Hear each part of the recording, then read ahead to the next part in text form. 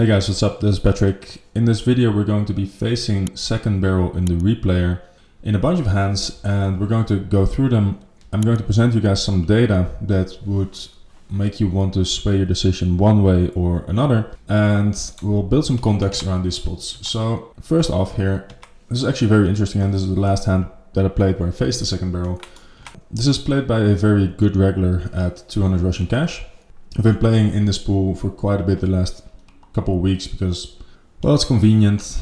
I can play whenever I want. There's no setting up tables, getting seats and everything like there is when you're playing higher stakes games, and it's just very convenient to play. So I've been thinking about setting up some sort of a sample here, playing a sample here to see like what would someone with my ability in this game be able to achieve. We already have like a few of the biggest winners of the pool in NachosPoker are CFP. So I have a vague idea, but I kind of want to see if I can do something similar or close to Gary is doing, Gary Chappelle, who is one of the biggest winners in this pool. Anyway, we are playing here with 5-3 suited, standard call preflop. Very good c-bet by my opponent. You want to size slightly larger on these textures, or you could size slightly larger on these textures and go with range for like 40-50% sizing, and it would be slightly better than going quarter pot with range, because it's just such a good board for the in-position player. We could think about raising occasionally with some flush draws, but probably I want to have a queen or 10 more often. So I cooler some more of my opponent's flush draws and have some additional equity, or something like ace 5 with diamonds or something like that might want to raise occasionally. But not going to do an awful lot of raising on this texture because it is such a good board for my opponent's range. So we call. Turn is interesting. And this is a hand that I've thought about a long time. The most interesting part is on the river, but still, turn is somewhat interesting here, I think. We face half pot here, and then in order to make good decisions here, we need to gain an understanding of how often would we raise something like this in theory. And I think probably your weakest flush draws are going to be raising less often than something like, well, at least something like ace whatever, or flush draw, like a nut flush here. But probably something like 9 high flush draws are going to be raising more often than this. So we are going to raise some flush draws. We're going to then have some bluffs. It's really tough to find the bluffs, I think, here, which we'll run into when we get to the river in a second here. Anyway, long story short, I thought this would be one of the, if not the weakest flush in my range, probably one of the weakest flushes in my range, and so I decided to just call here, which is fine. One thing to consider here is how often is your opponent going to be barreling the river. And that is going to be a very important theme in this video, is how often is your opponent going to be barreling the river. Because sometimes you're going to have a hand like this, where if he's going to be under barreling, you might want to fast play. So let's say we are playing versus someone that is very passive on the river. He's betting normal on the flop and turn, but he's very passive on the river. Then we might be a bit more inclined to check raise ourselves here, because he might not be value betting a 10 always on the river, because he realizes, okay, if I get called, I only get called by another 10, and I could get check raise, and I'm passive, so I'm just going to check back on the river. We might still not choose to check raise this hand, but we might want to check raise the top of a range more often. If we have something like queen jack here, let's say we have queen jack of spades, then we are going to ask similar questions. How often is our opponent going to be betting the river, following through after the second barrel here? Because if he rarely is following through, if this is just a one and done kind of bluff, then we are just going to call our queen jack here, and we are just going to realize all of our equity, unless he bets and has value, obviously, but then we can just fold. If our opponent is very aggressive and he would find a lot of thin value bets on the river here, and he would always bet a 10 on the river, and he's going to bluff an awful lot on the river here, then we might be able to fold some of the indifferent hands on the turn already, which I'm assuming queen jack is going to be on the flush closing 4-strike turn. But definitely something like ace 8 or something like that versus this sizing is going to be indifferent, and we might just want to fold that now.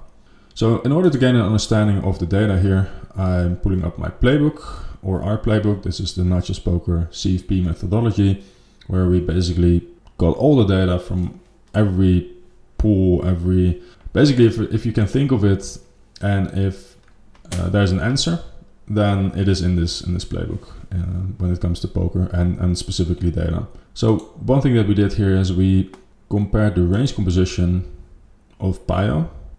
Here, second barrel, which is this. This is clairvoyant, meaning all of Pio's hands made it into this data in this range composition section, even the hands that didn't go to showdown. So sometimes you'll see, well, let's say our opponent's second barrel is in the hand that we are facing here, and we have, let's say, king 9 of spades. We might fold here. Villain might not have to show his hand, and you wouldn't, other than like seeing that he barrels, you wouldn't see with what he would barrel, right? That wouldn't be shown in the data. Only the fact that he barrels and the frequency would be correct, but the range composition wouldn't be correct necessarily. Range composition, right? And we can see that they're betting 43% weak on average, which is the amount of unpaired hands. And yeah, like we can see the different sizes. We can see the different textures here. And we get gain an understanding of what the pool is, what Pio is barreling on every texture, and yeah, like gain an understanding of how that compares to the pool, which I have here. This is not clairvoyant. So in other words, sometimes the in-position player here is barreling, we fold, or we raise and he folds. Like someone folds somewhere in the hand and it doesn't go to showdown, and then that's not included. So in other words, like the range composition here is not as valuable because there's showdown bias. Now the closer you get to the river, less showdown bias plays a role. Again, showdown bias being some hands go to showdown, some hands don't, and because some hands are more likely to go to showdown than others, your data set will be biased towards hands that go to showdown. So it will be somewhat biased when we are on the turn here. When you're on the flop, it will basically be like you're looking in like a funny mirror, and it will be kind of like you'll be able to recognize, hey, this is that range, and like you would when you're looking in a funny mirror image of yourself, but you are not able to accurately say, okay, this is exactly where every component of the range should be, and this is not actually in proportion of what the range looks like in reality.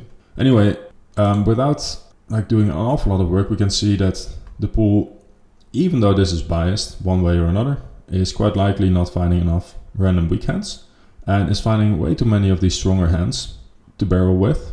And if we then go here and we are going to do this, then we can see here, this sizing we're at here, the 0.6 to 0.8. One thing that we can do is we can say, okay, this is Pio, right? Pio, how often are you following through on the river when you use that sizing? And you can see here, they're doing that 43% of the times. So after facing a c-bet on the turn versus Pio here, Pio is going to follow through on the river 43% of the times, and they're going to check like 57% of the times. Again, it's going to be different on different runouts and etc., but it gives us a realistic idea of the overall trend. Now, if we do the same thing for the pool, we can see here, pool much stronger, less weak percentage. Just like in the overall range, you can see like there's probably like 60% top pair plus, whereas here there's like 40% top pair plus. So overall, much stronger range. One thing to note there is that there's a bunch of low stakes hands involved in creating a database like this. The closer you get to high stakes, the more it's going to look like this, especially if you remove the showdown bias. But still, I think even at high stakes, people are trending towards being too equity driven, too strong of a betting ranges generally. And that would lead them to barrel the river 53% of the time here. So 53 versus 43. Important distinction, right? And then let's go for the overbet, which is the only like very common sizing that Pio and the pool uses. And then you can see for the overbet 48% follow through rate. And here I used a different database and different hand to node settings, but let's say the overbet is roughly this one. It's not perfect, right? But it gives us a rough idea. Again, Pio much weaker than the pool, but the main thing that I want to draw your attention to here is this 52. So 48, 52. In other words, if your opponent overbets, he's going to follow through the river more often than Pio. If he bets 75, then he's going to follow through the river much more often than Pio. As always, with these types of things, this is not perfect, right? There's some things that we could say about the game tree of hand histories that we use to accumulate this data. And there's like some biases and variance involved in accumulating these samples. and they might not perfectly fit your exact pool, etc., etc., etc. But the data is very consistent in this regard, and you're getting a bet more often than you should on the river. Long story short, easy call, which is what we do here. And then we face another bet on the river of 3/4 of the pot. At this point, we have relatively clear check raise versus the pool, I would say. And we are going to generally, versus this pool, want to check raise and then fold. The reason being, well, let's just go through the hand actually. Light is just falling here. Okay. Let's just go through the hand. We raise relatively small and we get shoved. And now the question is, what do we do? And when you're in a situation like this, when you're being put into indifference in any spot, like we'll face it on the turn a couple times in this hand history review. I selected a couple of hands where one way or another it's somewhat close. The thing that you'd want to do first is ask yourself, is this going to be an EV generating call? In other words, like if you have, I don't know, something like 9-10 of diamonds here, 9-10 of diamonds to clear, EV generate, 10-8 of diamonds here, you're like, okay, he could be jamming lower flushes quite consistently. This is going to be a pure call in equilibrium for sure. Then you're already trending towards just calling. Not always, you can still overfold, right? And you can still significantly overfold if you think it's somewhat close, which you'll see in this hand history review as well. But generally speaking, you're kind of more closer to being just shrugging and calling and just accepting that even if you underbluff somewhat, you're still like maybe indifferent in practice, but in theory, you're EV generating as a call. So you're just clicking call more often. So first question is, do you have an EV generating call? In this case, I would say I'm probably pretty close to indifference, if not actually indifferent. In other words, I should be raising some of my weakest flushes here and then folding versus this jam, because he's not really incentivized to jam worse here, right? If he maybe 4 deuce suited or somebody, he's probably not opening that, so there's no weaker flushes that he can jam. I don't beat any value, and it is relatively tough to find bluffs. So let's say we are indifferent in equilibrium, and you gotta like ballpark this. If you're not sure, assume that you're indifferent. If you're like, okay, well, maybe I have value, probably just assume that you're indifferent. Then the next question is, do we have a player or pool profile that wants to sway us one way or another? And generally speaking, when you get 3-bet on the river, pool, especially at 200 and lower, is not going to be creative enough. If you're playing 10-20 here, maybe, but you probably fold as well. And like 99% of the case, I think just folding is fine here. But player profile, pool profile. This is one of the better regulars in the Russian Cash 200 pool. Very aggressive guy, is able to find bluffs in a lot of spots where other people are not finding bluffs. And even versus him, I'm still not sure if this is going to be a good call. Anyway, the type of guy that would find bluffs. And so I decided in the end that I would call here because of that fact. Very creative guy is going to find bluffs. I'm not going to try to think of like what are the bluffs or whatever. The only thing that I would be interested in is, are there any conceivable bluffs? Because the more there are, obviously, like the more likely you're able to call, and it will play a role one way or another. And the fact that it's really tough to find bluffs here is already kind of iffy, because what bluffs are there?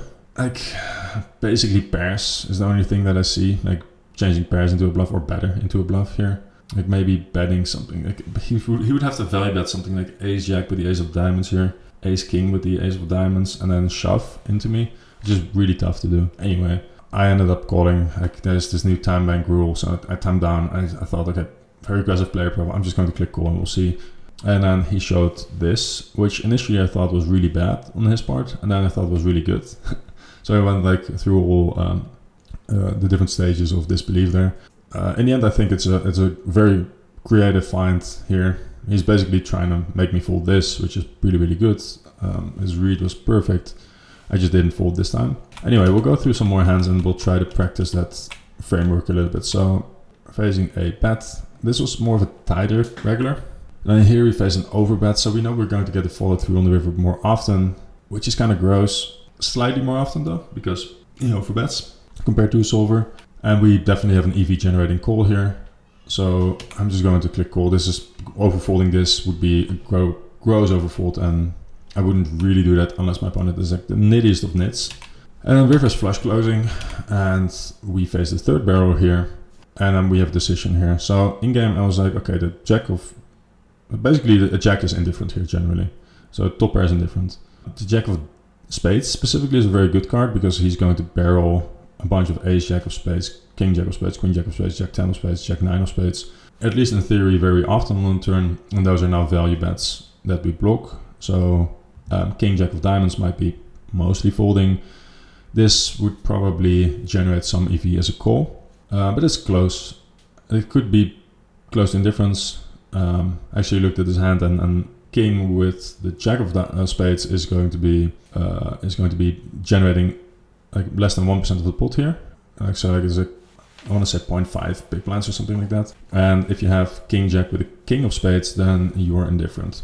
In the grand scheme of things, for most regulars, we can just say we're pretty close to indifference here. And so I'm just going to look at the player profile. Is this guy capable of finding bluffs? Like in general, it's relatively easy to find bluffs because there's a lot of gut shots that he can find, straight draws that he can find with one spade hand. So this needs to be a relatively tight player in order for us to fold here. I ended up folding because he was a relatively tight player, but I think this is still debatable and we might be able to call. Like generally speaking, if my opponent is somewhat, I would never fold this in any competent pool where people are actually bluffing the river consistently. But in 200 now, you're going to have some players that are leaderboarding that just don't find any bluffs ever, and then you can fold sometimes. But generally, I would just call here. I think it's very debatable even now if we can fold. Here we face a larger bet on this texture, which is kind of a thing. One thing that we should take into consideration is that when he bets larger on the flop, regardless of whether it is a thing, they're generally playing a bit too honest. The range is a bit stronger than what it should be, and they're following through on turn and rivers more often. Still, I think we just have a call here. Like we might be able to fold some weak 5x here, but I think top pair is never going to be fold. Pretty good card for his range. He's allowed to bet quite often here, but still it's relatively easy to over bluff. But again, player profile will be very important here. In more competent pools, I would be leaning towards calling here always. Here it becomes a bit closer, and I'm just going to look at my opponent specifically. I think that's kind of what you have to do when you're playing low stakes is my opponent creative and aggressive? Then you call these fringe spots, which pretty close to indifference here, if not indifferent. And if your opponent is more creative and aggressive and more win-win solve flop heavy, in other words, like is he really trying to win pots, then you're going to call here. And I ended up folding. Another spot where we face a c-bet, this time a small c-bet, so I'm assuming he's betting his entire range. You're technically not really allowed to bet your entire range here because I'm going to have more offsuited 5x, although 5x maybe not so much, but yeah, like on 668 or 669 or 779, 773, stuff like that you can't actually range bet. And I think this is probably one of them where you can't really range bet because I'm going to have some more offsuited 5x. Although 6-5 offsuit, he went, yeah, well, like if he goes to sizing, 6-5 offsuit is going to be in there at some frequency. And then I'm going to have a bunch more of the suited 5x, which he's not opening, like 7-5, 8-5, 9-5, 10-5 is going to be calling, I think, here versus min open.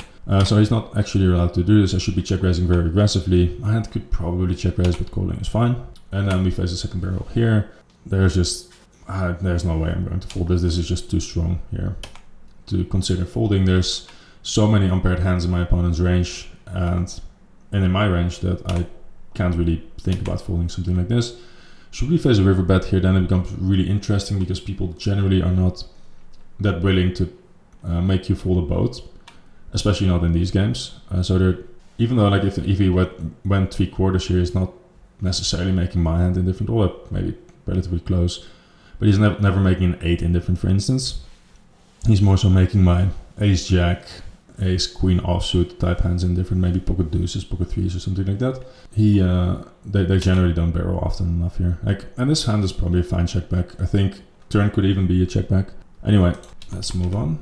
Facing a small bet, we have a double gutter. If you have just a gut shot here, especially if you just use one card, which you can't really do, I guess, but that's already kind of iffy because your outs are tainted. Let's say we hit a 7 here or a jack, and our opponent bets turn, bets river, or bets turn and shoves river, and I'm like, fuck, that's not good. And then sometimes you're going to hit your gutter, so let's say we would have jack 9 here, then we hit our gutter, but it's also 4 flush, and so we're never getting paid for it. We can't really value bet unless he checks back, and maybe we can block bet the river, but it's already looking very iffy. And here on the turn we just fold, which is very reasonable. These are the most underbluff textures, by the way. These 4 flush ones, because you gotta find well, like random gut shots here that keep on barreling, even though when they get called, they're pretty useless. Here again, we gotta pay attention to the sizing here. It's already pretty iffy. Like you could probably just fold here already in this tight formation with a gutter that just uses one card and he sizes up. I think that's probably reasonable. Here on the turn, I would definitely folding. Like this is just grossly underbluffed, especially when you're deep and he goes to exploit here and sizes up. This is just, I want to say, exclusively for value. And there might be some bluffs in there, but it's just relatively hard to find the bluffs. There's going to be some hands that, like mine, right? Like ace 5, ace 2 should be in there, ace 9, ace 8, ace 7, whatever. There's going to be some queen, well actually in this formation, queen 8 suited, it's probably not opening. So yeah, like there's just not enough, a lot of bluffs. And then on top of that, he needs to find stuff like pocket 3s, pocket 4s, pocket 5s, pocket 6s, pocket 7s, some 6-5 suited or whatever, stuff that doesn't really have any equity, but makes it so that if the river is an ace or a queen, you're going to still have bluffs, and people are really not finding those. So this is one of the reasons why they're too equity driven. Here, this one's mildly interesting. I face a small c-bet here, turn bet, and you could do whatever, I guess, but I decided to raise here. My sizing is not good. I used the hotkey and then realized, fuck, this is way too small. I would normally go like larger, like half pot or something like that. So maybe to 16 big blinds, something along those lines. Yeah, that's fine. And then on the river, we can always got a bluff here because we unblock some of the bet call turn. So second barrel and then call the check raise on the turn. Fold river hands, so something like jack 9 of diamonds, check 8 of diamonds, queen 8 of diamonds, queen 9 of diamonds, queen jack of diamonds, and then like all of the suited aces, maybe some 6-5 suited, some 8-9 suited, 8-6 suited, all of which are going to fold now. So this is definitely going to be EV generating on the river, even though it's not necessarily a spot where the pool over folds. Here, relatively interesting spot on a 10 here, because we get an overbet, and this is going to be a clear call on equilibrium because he should be overbetting ace jack himself here. So yeah, like pretty clear call. Are there some instances where I think we can fold? Yeah, like specifically if it's a tidy formation and your opponent is very, very nitty, then I think thinking about folding would be, even though it might seem criminal, not the worst thing. I think generally you just want to call here. So that's what I did, and then check. And then if we face a shove here or a large bet, I would be relatively tempted to fold versus, let's say, the 60% of the pool that is slightly too passive here. But we got a check back by ace jack, so that's good. Half pot here, again, noteworthy. You could go and basically play anything from a quarter pot bet or even 20% pot bet to a overbet on this texture. And if they don't use a small range bet, then generally they're a little bit too strong here. Going to follow through more often. Here on the turn we face an overbet. We could check raise the flop, by the way. That would be very good. They're probably going to be over defending a bit. So when you face a bet like this, you know that they are going to be barreling the turn too often, as well as they're going to over defend the flop. Both are going to be good for you, right? So I don't have a strong opinion here whether we want to check raise or not. I'm just going to probably mix my flop decision here, as it would be in theory. And it would depend a little bit on my opponent's profile as well. If he's particularly passive, I might want to fast play a bit more myself, and I would want to have my check calling ranges to be underprotected a bit because he's not going to take advantage of it anyway. And if he's very aggressive and just one of those guys that's just going to barrel any gut shot and like anything that is tangible here in terms of equity, like let's say ace 5, ace 6, ace 7, whatever, and he's going to find some of the very unintuitive bluffs like 8-6, 7-6, 7-6 is gut shot, right? Yeah, so some of those like suited connected type hands that need to barrel here in order for you to have bluffs when they reverse the ace of hearts. Those, if he's going to find those, then I'm going to be calling more often. In this case, I can't remember who this was, but I decided that probably aggressive enough that I want to do this, and unfortunately we get a check back on the river. And this is going to be an indifferent, like this is very close where you can overbet this king 10 on the turn. So an interesting one for sure. This was the last one. So I hope you find this somewhat useful. If you have any questions, follow-ups, whatever, drop them in the comments down below. There's a link to our Discord server where I'm hanging out on a daily basis. So if you want to meet up and have some questions for me there, then feel free to join that. For now, if you're playing today, good luck at the tables and talk to you guys soon. Bye.